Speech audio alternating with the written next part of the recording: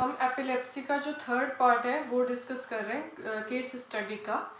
तो उसमें है न्यूरोलॉजिकल असेसमेंट। पिछले वाले लेक्चर में हमने फिजिकल एग्जामिनेशन को कंप्लीट कर लिया था। आज है न्यूरोलॉजिकल असेसमेंट। न्यूरोलॉजिकल असेसमेंट में ग्लासकोगोमा स्केल आई ओपनिंग पे 4 स्कोर दिया है। स्पॉन्टेनियस आई ओपनिंग थी। वर्बल रिस्पॉन्स पे 5 है। ओरिएंटेड टू पर्सन प्लेस और टाइम ये क्या है, थर्ड फोर्थ डे का रिस्पॉन्स मैंने लिखा है। मोटर रिस्पॉन्स पे मैंने कुछ भी नहीं लिखा, अभी बाद में लिखा जाएगा जो भी होगा।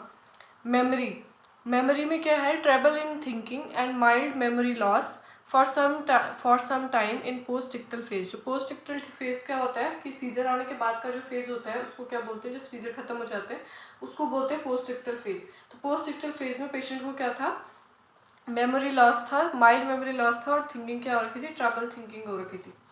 Normally patient doesn't have memory issue, बाकी पेशेंट को कोई मेमोरी इशू नहीं था, वो सबको पहचान पा रहे थे।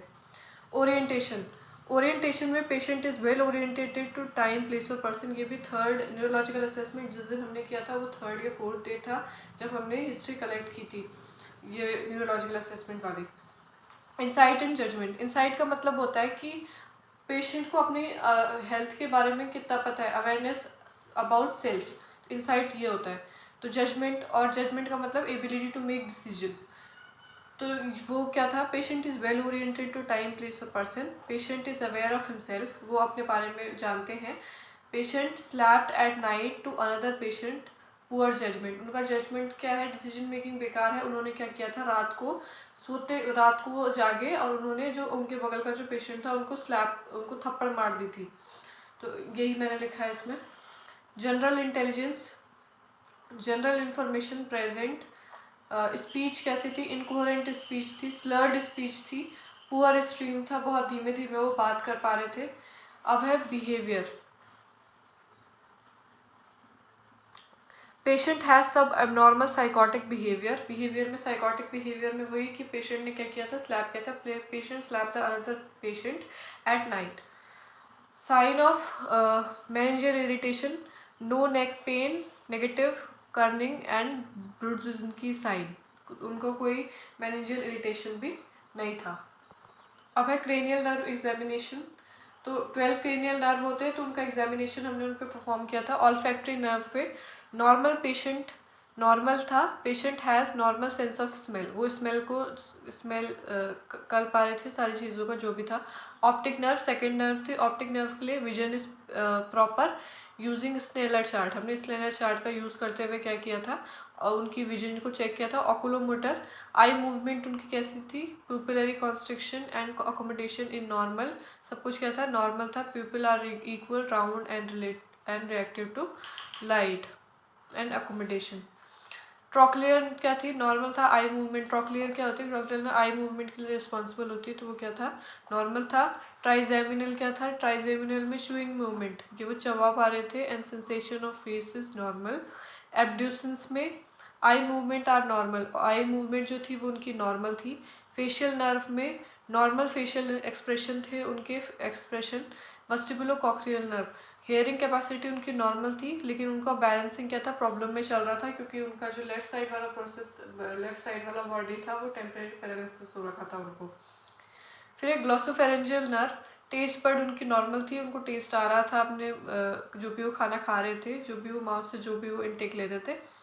वेगस नर्व में proper swallowing, normal function of gut. Vagus nerve में गैग रिफ्लेक्स प्रेजेंट था, इसी वजह से वो क्या कर रहे थे, सोलो कर पा रहे थे।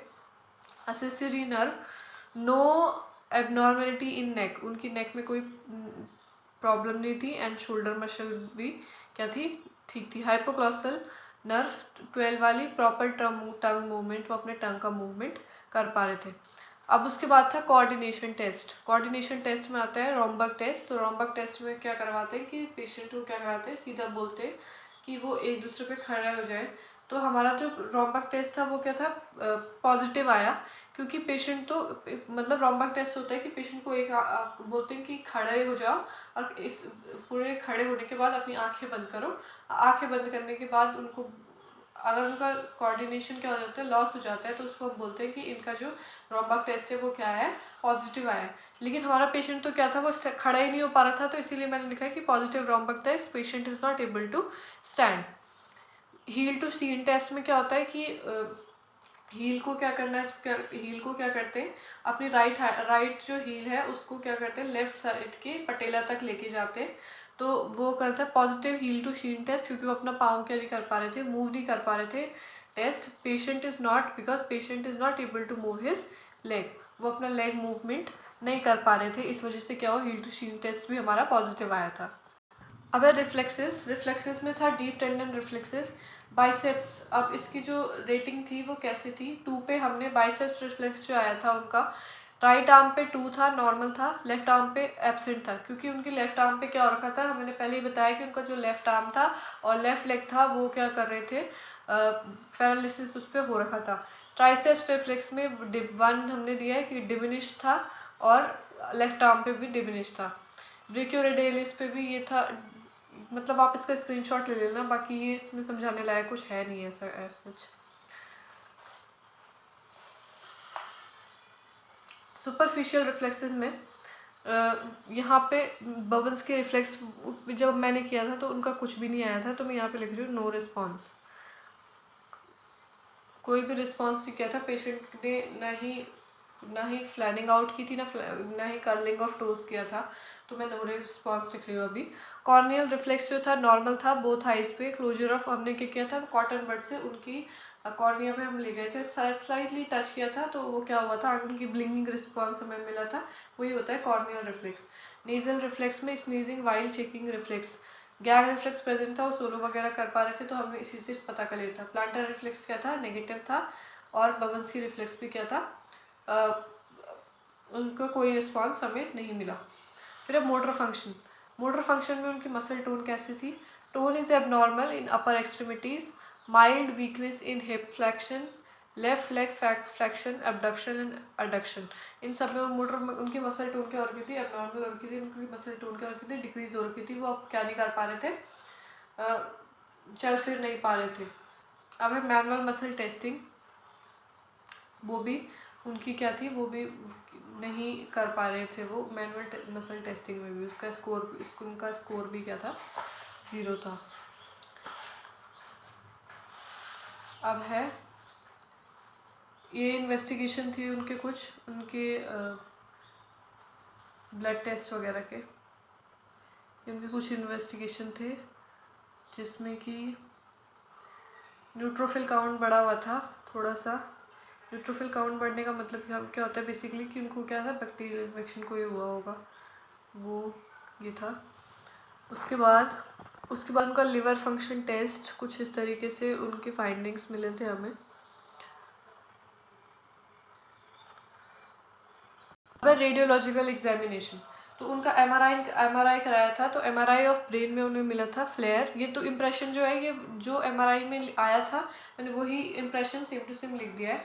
Flare T2WI shows hyperintensive signal along right parietal lobe, right frontal lobe and left temporal lobe. Ventricular system is prominent with small foci of periventricular ischemic demyelination changes noted. Basal cisternae, salvinian fissure and cortical sulci are normal. Basal ganglia, thalami, brain stem and cerebellum shows normal MR morphology and signal intensity.